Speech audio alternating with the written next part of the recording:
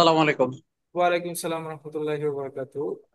সবাইকে কেন? Banking professional এক্সামিনেশনের six banking professional examination AIBB preparation কোর্সে স্বাগত জানাচ্ছি। যারা জয়েন করেছেন অনেকেই ঢাকার মধ্যে আছেন, ঢাকার বাইরে আছেন। জুম হওয়ার কারণে দূরত্বটা থাকছে না, আমরা আসলে সবাই সবাইকে শুনতে পাচ্ছি আশা করছি। আপনারা জানেন যে সিক্স ব্যাংকিং প্রফেশনাল এক্সামিনেশনের অলরেডি সার্কুলার এসছে এবং রেজিস্ট্রেশন শুরু হয়েছে। 31 তারিখ পর্যন্ত রেজিস্ট্রেশন হবে। তো এরই প্রেক্ষাপটে আমরা আহ, আমাদের এই কোর্সটা নতুন ব্যাচটা শুরু করব আজকে। ক্লাসের ওরিয়েন্টেশন মানে আজকে আমরা ওরিয়েন্টেশন ক্লাস করছি এআইবিবি। নেক্সট উইক থেকে অর্থাৎ নেক্সট ফ্রাইডে থেকে আমরা ফর্মালি ক্লাস শুরু করব। ফর্মালি ক্লাস শুরু করব। আমাদের সম্ভবত যারা এখানে আছেন খুব কমই আছেন নতুন, আমাকে চিনেন না বা আমার সাথে কমিউনিকেশন হয়নি এরকম। আমি জানি না কেউ কি আছেন একদমই মানে প্রফেশনাল জার্নিতে আজকে নতুন জয়েন করেছেন আমাদের সাথে, এমন কি কেউ আছেন নতুন জয়েন করেছেন? জি, আমি সুবর্ণ আক্তার। সুবর্ণ সাউন্ড আক্তার। শোনা আমিও যাচ্ছে না আছি, স্যার। আমিও নতুন জয়েন করছি। আচ্ছা, সুবর্ণর আগে জাকার ভাই আমি আছি। আসসালামু আলাইকুম। আমি মহিউদ্দিন, আমি নতুন জয়েন করেছি। আচ্ছা আচ্ছা, অনেকেই আছেন। ওকে। আমি আচ্ছা রোকসানা ভাইয়া, আমিও এআইবিসি তে নতুনই জয়েন করেছি আপনাদের সাথে। আচ্ছা, রোকসানা আপু কি ইউসিবিএল এর? জি জি ভাইয়া, ইউসিতে। আচ্ছা, তাহলে আপনি এই কোর্সে নতুন, বাট আমাদের সাথে জি পুরো জি, সিডিসিএসে আছে। সিরিয়াস সাথে। আমি মহিউদ্দিন, আমিও নতুন। আসসালামু জি, ওয়ালাইকুম সালাম। আলাইকুম। আচ্ছা, আমাদের বিভিন্ন বিভিন্ন ইস্যুর কারণে আবির হোসেন আমার খুব মানে একটা জায়গায় আমি আপনাদের আজকের এই ক্লাসটা আমার মানে এন্ট্রি যখন নিচ্ছে তখন আমার মানে পারমিশন লাগে আর কি। এটা আমি ইচ্ছা করে কারা জয়েন করছে সেটা দেখার জন্য এন্ট্রি এন্ট্রি নিচ্ছে। আমি আসলে মানে নাম দেখছি। তো নাম দেখার ক্ষেত্রে আমার খুব ভালো লাগছে একটা জিনিস দেখে। আমার মানে অনেক পার্টিসিপেন্ট আছেন, আমার বড় ভাই ছোট ভাই আছেন যারা পার্ট ওয়ানে আমাদের সাথে ক্লাস করেছেন, এখন এআইবিবি তে নতুন করে পরীক্ষা দিবেন, আমাদের সাথে অ্যাড হয়েছেন। ওই নামগুলি যখন দেখছি যে এন্ট্রিতে ওখানে পারমিশন চাচ্ছে, মানে ফিল আবির ভাই তো জেএবিবি তে ছিল, এখন AABB তে। অনেকেই আমাদের আমাদের অনেকেই আছেন যারা যে বিবিতে ছিলেন এবার এআইবিবি তে আমাদের সাথে। ভাই আসসালামু আলাইকুম। ওয়ালাইকুম সালাম, আবিদ ভাই কেমন আছেন? আলহামদুলিল্লাহ ভাই, আমি আপনার কাছে লাখ লাখ কোটি কোটি কৃতজ্ঞতা প্রকাশ করছি। ভাইয়া আবির আবির ভাইরে আমার খুব ভালো লাগে, ওই যে আপনি যখন কোচিং করান প্রশ্নগুলা যখন করে খুব ভালো লাগে উত্তর দেয়াটা। আবির ভাই তো আমাকে খুব বেশি পেঁচাতো যে ভাইয়া এটা কেন এরকম হয়েছে এইভাবে আরবার একটু বলেন। হ্যাঁ, ওইটাই পেছানো থেকে তো হ্যাঁ সমাধান হ্যাঁ করে আমার ভাই, খুব ভালো লাগছে। হ্যাঁ আবির ভাই। সত্যি সত্যি ভাই, আপনার পায় মানে আমি খুব সুন্দরভাবে পাশ করতে পারছি।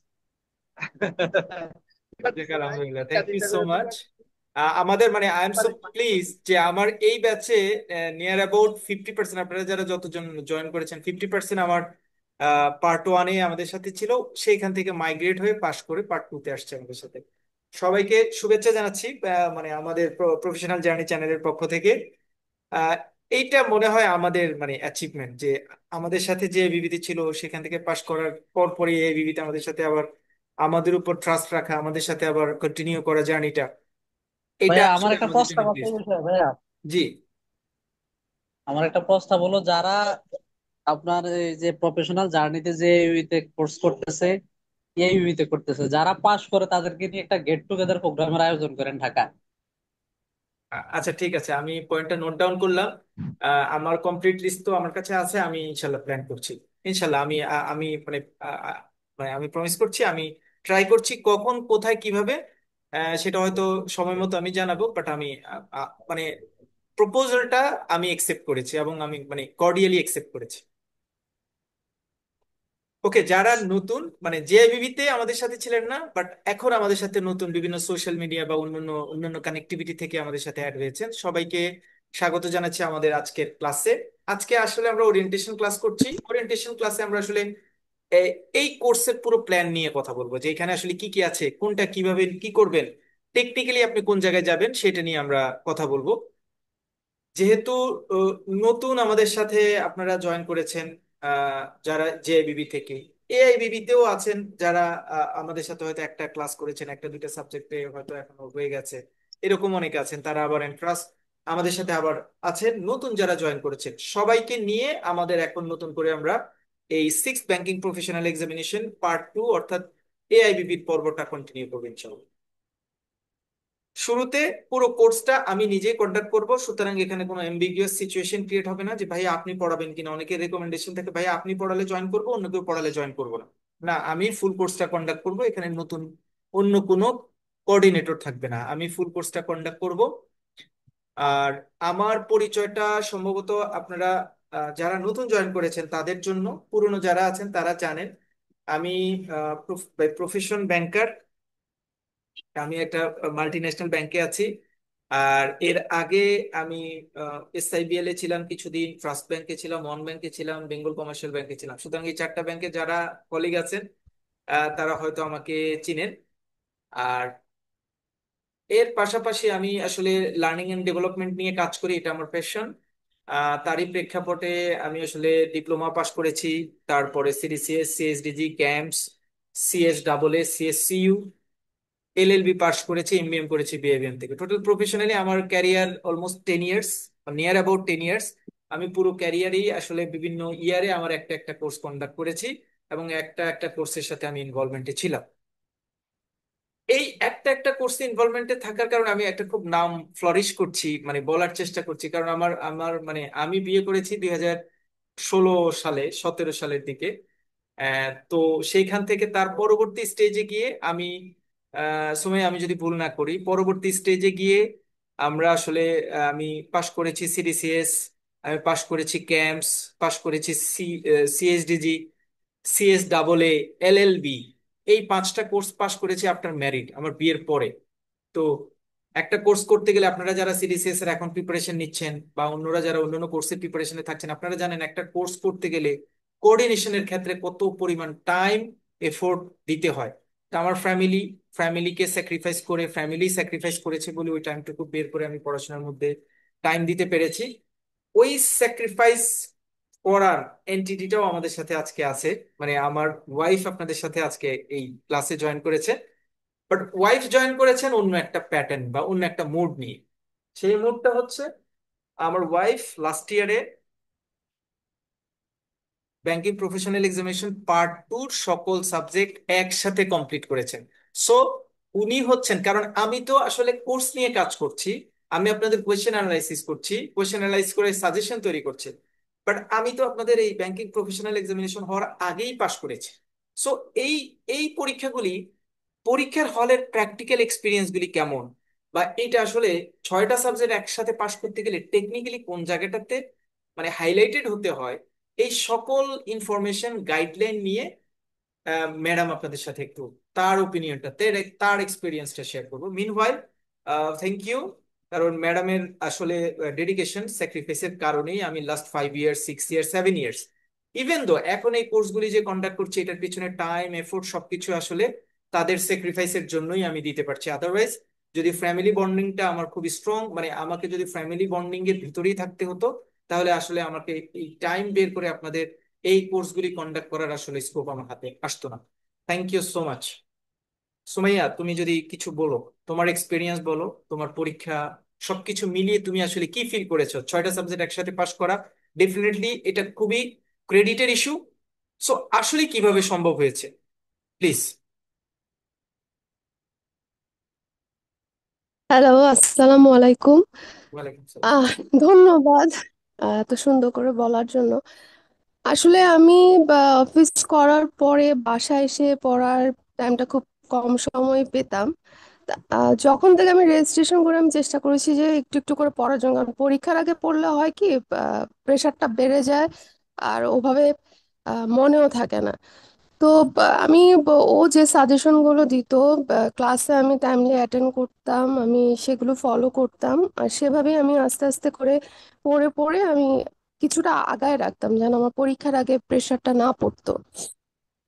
তো ও যেভাবে গাইডলাইন গুলো দিত, সাজেশন গুলো দিত, আমি ঠিক সেভাবেই কিন্তু আমি ফলো করতাম, এর বাইরে কিন্তু আমি কোনো কিছু পড়তাম না। বাট যা পড়তাম আমি চেষ্টা করতাম ওটা ক্লিয়ারলি মাথায় রেখে ওই কনসেপ্টটা নিয়ে আমি পরীক্ষার হলে লেখার জন্য আহ প্রত্যেকটা বা চেষ্টা করতাম আমি পয়েন্টগুলো সুন্দর করে লেখার জন্য অ্যাটলিস্ট একটা পয়েন্ট আমি লেখার ট্রাই করতাম। আর হচ্ছে যে চেষ্টা করতাম এখানে দেখতাম যে যে কোশ্চেন গুলো আসছে সব করতাম, বা সার্কুলার বলেন বিভিন্ন ফেয়ার যে ফেয়ার গুলো হতো ব্যাংকের, ব্যাংক রিলেটেড, ওগুলো আমি একটু ফলো করার ট্রাই করতাম যেন ওগুলো আমার পরীক্ষায় একটু হেল্প হয়। দেখতাম যে পরীক্ষার হলে ওগুলো আমার যথেষ্ট কিন্তু হেল্প করছে। বা যেমন আমার মনে আছে একটা সফটওয়্যার নিয়ে মনে হয় একটা কোশ্চেন আসছিল বিকাশে, ওটা কিন্তু নিউলি লঞ্চ হয়েছে, তার আগে একটা ক্যামেলকো কনফারেন্স হয়েছিল, ওই ক্যামেলকো কনফারেন্সে কি কি পয়েন্ট আউট ছিল, কি পয়েন্টগুলো আমি কিন্তু একবার গো থ্রু করেছিলাম, তো ওটাই কিন্তু পরীক্ষার হলে আসছিল। সো ওই কনসেপ্টটা মাথায় নিয়ে আমি পরীক্ষার হলে কিন্তু ওটা লিখি। সো আপনারা একটু চেষ্টা করবেন যে মানে অ্যালার্ট থাকার জন্য, আমাদের যে সার্কুলার গুলো হয়, কনফারেন্স গুলো হয়, ওখানে কি কি আলোচনা হয় ওই জিনিসগুলো কিন্তু কোশ্চেনের মধ্যে আসে। তারপরে যে বিকাশ বিনিময় অ্যাপ এগুলোও কিন্তু আসে, এখানে যে সফটওয়্যার গুলো থাকে ওগুলো একটু খেয়াল করবেন। আর স্যার যেগুলো বলে গাইডলাইন গুলো ফলো করবেন, ওনার ক্লাসগুলো নিয়মিত অ্যাটেন্ড করবেন। ইনশাল্লাহ আপনারা সবাই এক চান্স আমার মতো পাশ করে ফেলবেন। ধন্যবাদ। Thank you so much madam. ক্যাম্পসও পাশ করা ম্যাডাম, মানে একটা প্রাইভেট ব্যাংকে আছে আমাদের সাথে, আমাদের ব্যাংকার ম্যাডাম ক্যাম্পস পাশ করেছেন। যে বিবিডি বিবিডিটা কমপ্লিট করেছেন। Thank you so much madam. আমরা এবার আমরা রেগুলার ক্লাসে যাই। এটা একটা ফিডব্যাক, দুই দিক থেকে ফিডব্যাক। একটা হচ্ছে আমি খুব বেশি টাইম দিতে পারি নাই, বাট সাজেশন সলিউশন ক্লাসে জয়েন করে নিজের করে, কারণ আমরা আসলে একটু দূরে থাকি, মানে আমার ওয়াইফ ঢাকার বাহিরে চিটাগং থাকে, আমি ঢাকায় থাকি।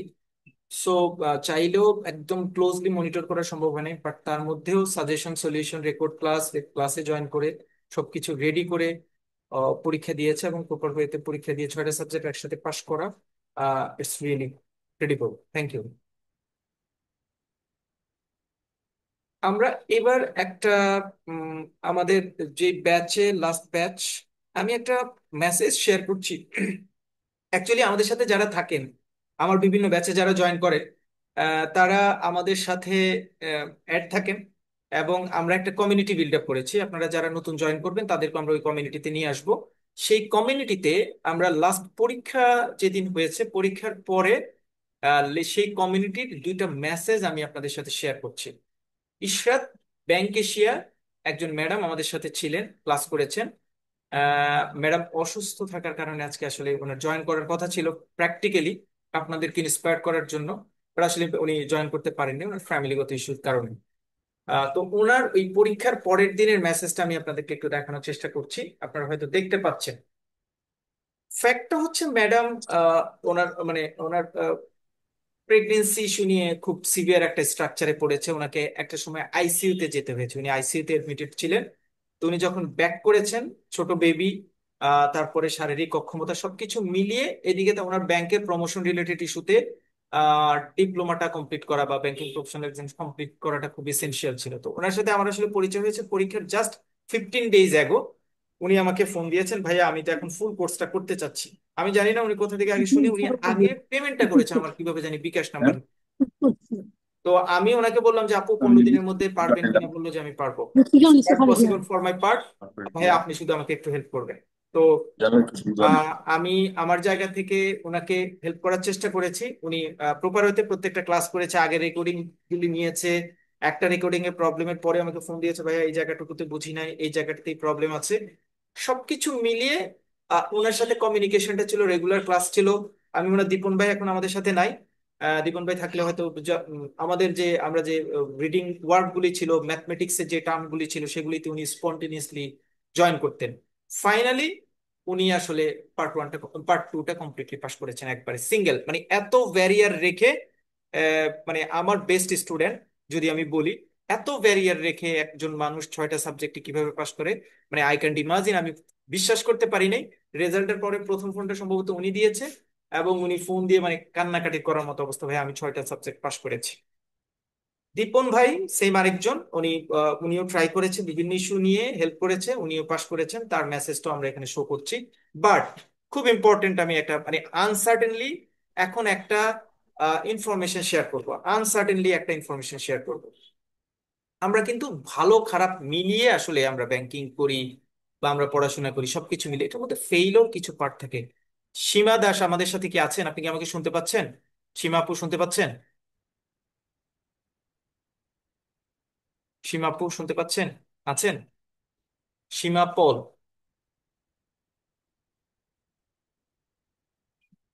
সীমা পল শুনতে পাচ্ছেন? আচ্ছা, উনি জয়েন করেনি এখনো। সীমা পল অ্যাডমিটেড, জাস্ট 1 মিনিট, উনি জয়েন করছেন। সীমা আপু আপনি কি শুনতে পাচ্ছেন? সীমা পল,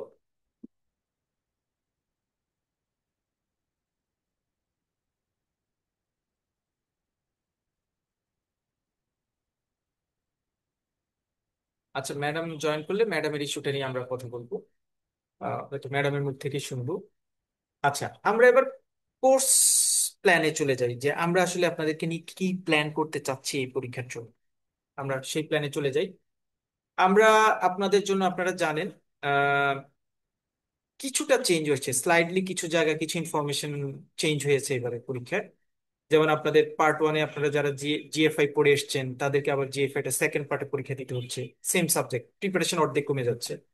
আবার সেকেন্ড পার্টের একটা ট্রেজারি ম্যানেজমেন্ট, একটা কঠিন সাবজেক্ট ছিল, যারা ট্রেজারির সাথে রিলেটেড না তাদের জন্য সেই সাবজেক্টটা এখন অপশনাল সাবজেক্টে চলে গেছে। সবকিছু মিলিয়ে বেসিক ফান্ডামেন্টাল হিসেবে আপনাকে 5টা বেসিক সাবজেক্ট পরীক্ষা দিতে হবে, এর পাশাপাশি একটা অপশনাল সাবজেক্টে আপনাকে অ্যাড করতে হবে, অ্যাড করতে হতে পারে। তো 5টা বেসিক সাবজেক্ট নিয়ে আমরা একটু আলোচনা করব, আসলে আমাদের প্ল্যান কি, আমরা আসলে কি করব। প্রথমত যারা নতুন, কারণ যারা নতুন আছেন ম্যাক্সিমামই নতুন, আমরা আসলে আপনাদের সাথে কিভাবে কি প্ল্যান করব, কি প্ল্যান করে আপনাদেরকে মানে পাশ করানো বা কিছু নলেজ ডেলিভারি করতে পারবো, সেই প্ল্যানটার কথা বলছি আমরা। প্রথমে রিস্ক ম্যানেজমেন্ট ফাইন্যান্সিয়াল ইনস্টিটিউশন, এই সাবজেক্টে একটা ম্যাথ থাকে নর্মালি। অনেকে বলে ভাইয়া গত বছর ম্যাথ চলে আসছে, এবার মনে হয় ম্যাথ আসবে না, না, এটা চিন্তা করা যাবে না। রিস্ক ম্যানেজমেন্টের জায়গা সাবজেক্টটা হচ্ছে আহ, এইটা মেইনলি রুলস এবং রেগুলেশনস এর উপর বেস করে তৈরি করা, মানে রেগুলেশনস যে বলে সেটা থেকে খুব বেশি এদিক ওদিক হওয়া যায় না, রেগুলেশনস এর উপর বেস করে এটা সিনপসিস সাজেশন সলিউশন তৈরি করতে হয়। সো এটা ল্যাঙ্গুয়েজটা একটু মানে আপনারা জানেন রুলস বা ল যেগুলি হয় একটু টাফ হয়, একটু একটু ট্রিকি হয়। তো রিস্ক ম্যানেজমেন্টের টপিকস গুলি বা এটার সাথে রিলেটেড কনসিকুয়েন্সেস গুলি বা এটার ওপিনিয়ন গুলি একটু হার্ডেল থাকে rather than other subject. But আমরা একটু ইজি একটা সলিউশন তৈরি করি, সলিউশন তৈরি করে ফুল একটাই সলিউশন দেই, সাজেশন সলিউশন। এবং এইটার জন্য এবিসি বলতে একটা পেজ দিব আমরা, মানে আমি একটু পরে আপনাদের সাথে শেয়ার করব, যেটাতে আমরা পুরো রিস্ক ম্যানেজমেন্টের, আমি এখনই শেয়ার করি তাহলে আপনাদের দেখতে সাথে একটু সুবিধা হবে। মানে এটা টেকনিক্যালি রিস্ক ম্যানেজমেন্টটা আমাদের জন্য একটু বার্ডেন হয়, রিস্ক ম্যানেজমেন্টে আমাদের অনেকেই মনে করেন যে এটা হয়তো একটু কঠিন, কারণ রিস্ক ম্যানেজমেন্টের সাথে সরাসরি আমরা আসলে ইনভলভ থাকি না। যারা ক্যাডে বা রিস্কে কাজ করেন তারাই সাধারণত রিস্ক ম্যানেজমেন্টের সাথে ইনভলভ থাকে। আমরা যারা অন্য অন্য ব্যাংকিং এর সাথে জড়িত, তারা রিস্ক ম্যানেজমেন্টের সাথে খুব বেশি ব্যাংকিং করেন না। এই জন্য অনেকের কাছে রিস্ক ম্যানেজমেন্ট একটু কঠিন মনে হয়, যে ভাই এটা মনে হয় পাস করাটা একটু টাফ হবে। তা আমরা টেকনিক্যালি যে কাজটা করার চেষ্টা করি, প্রথমে আমরা পুরো পুরো রিস্ক ম্যানেজমেন্টের পুরো কোর্সের, যেটা আমরা হয়তো প্রথম ক্লাসে আপনাদের সাথে শেয়ার করব, পুরো কোর্সের মানে পুরো বইতে যেই যেই শর্ট টপিকস গুলি আছে সেই সব টপিকস গুলি নিয়ে আমরা হচ্ছে একটা সিঙ্গেল শিট তৈরি করি। সেই সিঙ্গেল সিঙ্গেল শিটটা আপনাদের সাথে আমরা শেয়ার করি এবং আপনাদেরকে বলি যে এটা আপনারা একটু গোথ্রো করেন, এবং ওই গোথ্রোর পরে ওই গোথ্রোটার উপর বেস করে আমরা পরবর্তীতে রেগুলার যে অ্যাক্টিভিটিস আছে সেগুলিতে যাই। ওই ওই ছোট সিনপসিসটা যারা একবারে গোথ্রো করতে পারেন, দেখা গেল যে তাদের পুরো বইয়ের 360 ডিগ্রি নলেজটা গেইন করাটা ইজিয়ার হয় তাদের জন্য। হ্যাঁ, আমরা এটা একটা প্ল্যান করি এবং এই প্ল্যানটা যথেষ্ট ফ্রুটফুল হয় এবং অনেকেই এটাতে বেনিফিটেড হন, যে ভাইয়া আসলে এখন আমার কাছে মনে হচ্ছে যে আমি এখন বুঝতে পারছি, আমার কাছে মনে হচ্ছে যে আমি মানে টোটাল ইস্যুস গুলি এখন মোটামুটি বুঝতে পারছি। তো আমরা মানে চেষ্টা করি যে জায়গাটা যতটুকু সোজা করে পড়ানো যায় সেই জায়গাটা ওইভাবে ডিসপ্লে করার চেষ্টা করি, যাতে করে আপনারা ইজিলি জিনিসটাকে কপ আপ করতে পারেন। যেহেতু এটার সাথে একটা ম্যাথের প্যাটার্ন জড়িত আছে, রিস্ক ম্যানেজমেন্টের সাথে ম্যাথের একটা প্যাটার্ন জড়িত আছে, ম্যাথটাকে আমরা শুধুমাত্র একটা ম্যাথকে হাইলাইট করি। লাস্ট চ্যাপ্টারে একটা ম্যাথ থাকে ভ্যাসেলের একটা পার্টের, সেই ম্যাথ পার্টটাকেই শুধু আমরা হাইলাইটেড করে অন্য জায়গায় ম্যাথগুলি আমরা সাধারণত কাভার করি না, মানে আমরা পড়ানোর চেষ্টা করি না। শুধু লাস্ট চ্যাপ্টারের একটা ভ্যাসেলের একটা ম্যাথ পড়াই, যেই ম্যাথটা আপনারা আমরা ক্লাস করলে আপনি ইজিলি পারবেন, খুব ঝামেলার কিছু থাকে না। রিস্ক ম্যানেজমেন্টে অলমোস্ট আমরা যে সাজেশন দিব সেই সাজেশন থেকেই আপনার সকল কিছু কমন পড়বে, ওয়ারিড হওয়ার কিছু নেই। আর আমার রিডিং ম্যাটেরিয়ালস সিনopসিস আমি যা আপনাদেরকে শেয়ার করব, আপনাদের সাথে যা শেয়ার করব, আপনি ফাইনাল পরীক্ষায় জন্য ওই সিনopসিসই এনাফ। এডিশনাল অন্য কোনো পেপার অন্য কোনো জিনিস আপনাকে এডিশনালি পড়তে হবে না। যারা জেআইবিবি থেকে আসছেন তারা অলরেডি এটা জানেন, বাট যারা নতুন জয়েন করেছেন তাদের জন্য আমার সিনopসিসের বাইরে সিঙ্গেল একটা ওয়ার্ডও অন্য কোনো জায়গা থেকে পড়ার দরকার নাই। ইভেন আপনাদের কোশ্চেন অ্যানালাইসিস কোনো কিছুই আর এডিশনাল টাইম কনজিউম করার দরকার নেই। আমি ডে ওয়ান থেকে যে ক্লাসে ঠিক যেটা যেভাবে বলবো আপনারা সেই ইনস্ট্রাকশনটা সেভাবে ফলো করবেন, এনাফ। আর এডিশনাল কোনো কিছু দরকার নেই। Credit operation and management, it seems to be harder than risk management and other subject, because এখানে ম্যাথের ইনভলভমেন্ট রয়েছে। বিশেষ করে time value of money, break even পয়েন্টের দুইটা ম্যাথ এখানে করতে হয়। যে দুইটা ম্যাথ আমিও আপনাদের প্র্যাকটিক্যালি করাবো, ওই ম্যাথ দুইটা ছাড়া ফাইনাল পরীক্ষায় ক্রেডিট অপারেশন ভালো করার সুযোগ কম। সেজন্য এখানে দুইটা ম্যাথের ইনভলভ থাকে, এবং আমি ওই দুইটা ম্যাথ আপনাদেরকে প্রপারলি শেষ করাবো, এবং চ্যাপ্টার ওয়াইজ যে কোয়েশ্চেন যে প্রিপারেশন থাকবে সেটা আমি কভার আপ করতে পারবো। ক্রেডিট অপারেশনের ক্ষেত্রে দুইটা ম্যাথের কথা বলে আপনাদেরকে প্রথমে হয়তো আমি একটু মানে পারপ্লেক্স করেছি, আপনি হয়তো মনে করছেন যে ভাই এটা একটু টাফ হয়ে যাবে কিনা। না, ক্রেডিট অপারেশনের ক্ষেত্রে বেনিফিটেড পয়েন্ট হচ্ছে এটা স্পেসিফাইড কিছু টপিকস আছে যেখান থেকে কোয়েশ্চেন মাস্ট আসে, মানে অনেকখানি কোয়েশ্চেন ডিসক্লোজ হয়ে যাওয়ার মতো। যেমন আইসিআরআর, এখান থেকে অ্যাকসেপ্ট কোয়েশ্চেন আসে, 10 মার্কসের একটা কোয়েশ্চেন থাকবে। সুতরাং আইসিআরআরটা আপনি ঠিকঠাক করে যদি পড়েন তাহলে এখান থেকে ইজিলি একটা কোয়েশ্চেন আপনি অ্যান্সার করতে পারবেন। Further more different types of credit, অথবা শেষের দিকে যখন আমরা শেষের দিকে যদি আমি আলোচনা করতে যাই যে লোন ক্লাসিফিকেশনের ক্ষেত্রে ডিমেরিটস, বা লোন ক্লাসিফিকেশন ক্ষেত্রে কিভাবে আমরা মনিটর করে সেটা রিগেইন করতে পারি, এই টাইপের কিছু একদম সোজা সোজা সিভিক সেন্স যেটা অ্যাপ্লাই করে অ্যান্সার দেওয়া যায়, এই টাইপের কিছু টপিকস ক্রেডিট অপারেশন আপনারা পাবেন, যেটা ক্রেডিট অপারেশনের জন্য আপনার বেনিফিটেড পয়েন্ট, যেটা রিস্ক ম্যানেজমেন্টে কিন্তু আপনি পাবেন না। রিস্ক ম্যানেজমেন্টে ম্যাক্সিমাম জিনিসের গাইডলাইন বেইজ আলোচনায় যেতে হবে, সেখানে আর্টিফিশিয়াল কোনো জিনিসকে খুব বেশি আপনি ইমপ্লিমেন্ট করতে পারবেন না। বাট ক্রেডিট অপারেশন আপনি পারবেন, কারণ ক্রেডিট অপারেশন 20-25% পড়া আপনার জাস্ট সিভিক সেন্সটা অ্যাপ্লাই করে আপনি যদি লিখেন তাহলে অ্যান্সার হয়ে যাবে। শুধুমাত্র এখানে দুইটা ম্যাথ প্র্যাকটিস করতে হবে। ম্যাথ দুইটা আমরা দুইটা আলাদা ক্লাসে আলোচনা করব, মানে খুব বড় ডিল না। Trade finance and foreign exchange, এটা trade finance and Sima Sima Sima Pal কি আসছেন, শুনতে পাচ্ছেন? জি স্যার। আচ্ছা, আমি আমি অর্ডলি বলি, উনি আমার খুব কাছের, মানে আমার প্রিয় যতজন স্টুডেন্ট আছেন ততজন স্টুডেন্টের মধ্যে উনি হচ্ছে, মানে যদি আমি আমার পুরো লাস্ট ইয়ারের ব্যাচে টপ 3 স্টুডেন্ট বলি, মানে আমার ফেভারিট স্টুডেন্ট, পছন্দের স্টুডেন্ট, তার মধ্যে ম্যাডাম একজন। আনফর্চুনেটলি ম্যাডাম, আপনার নাম শুনেই বুঝতে পেরেছেন, ম্যাডাম হচ্ছে সীমা পাল।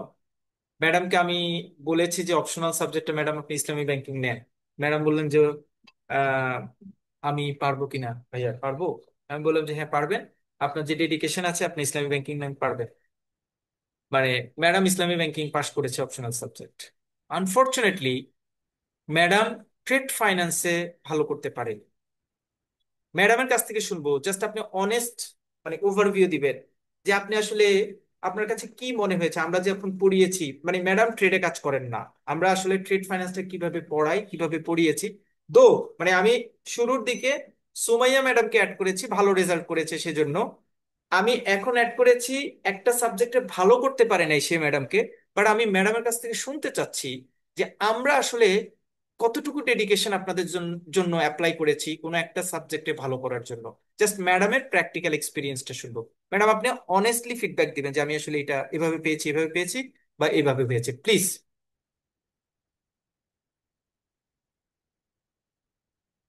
সীমা আপু শুনতে পাচ্ছেন? Sir thank you. স্যার আপনার মানে গাইডলাইন, মানে শুরুর দিকে আমি খুব ভয়ে ছিলাম, মানে 6টা সাবজেক্ট পাশ করতে পারবো কিনা, একসাথে পরীক্ষা দিতে পারবো কিনা। তারপর আমার বাচ্চাটা ছোট, আবার আমাকে হচ্ছে ধামরাই থেকে সাভার গিয়ে হচ্ছে আমার অফিস করতে হয়, মানে হচ্ছে আমার 2 ঘন্টা সময় এখানে ব্যয় হয়ে যায়। তো খুব ছিলাম। স্যার আপনি ট্রেড, ফরেন, মানে এক্সচেঞ্জ, এগুলা এত সুন্দর করে পড়াইছেন। এলসি, মানে এলসি প্রকারভেদ, কোনটাতে কি কি বেনিফিশিয়ারি, কি রুলস, মানে কিভাবে কি করবে। স্যার আমি ট্রেডে না পড়েও আমি জেনারেল ব্যাংকিং এ পড়ে এগুলো সম্পর্কে খুবই ভালো জানছি। আর স্যার আপনি যেভাবে একটা বিষয় ব্যাখ্যা করতেন, মানে ওই বিষয়ের কনসেপ্টটা ক্লিয়ার হয়ে যেত। স্যার আর ম্যাথ গুলো এত ভালো করে পড়াচ্ছেন স্যার, আমার হচ্ছে ট্রেজারিতে হচ্ছে ক্রস রেটের ম্যাথ, মানে স্যার আমি এখান থেকেই হচ্ছে ওই ট্রেজারিতে আমার অনেক হচ্ছে কাজে লাগছে এটা।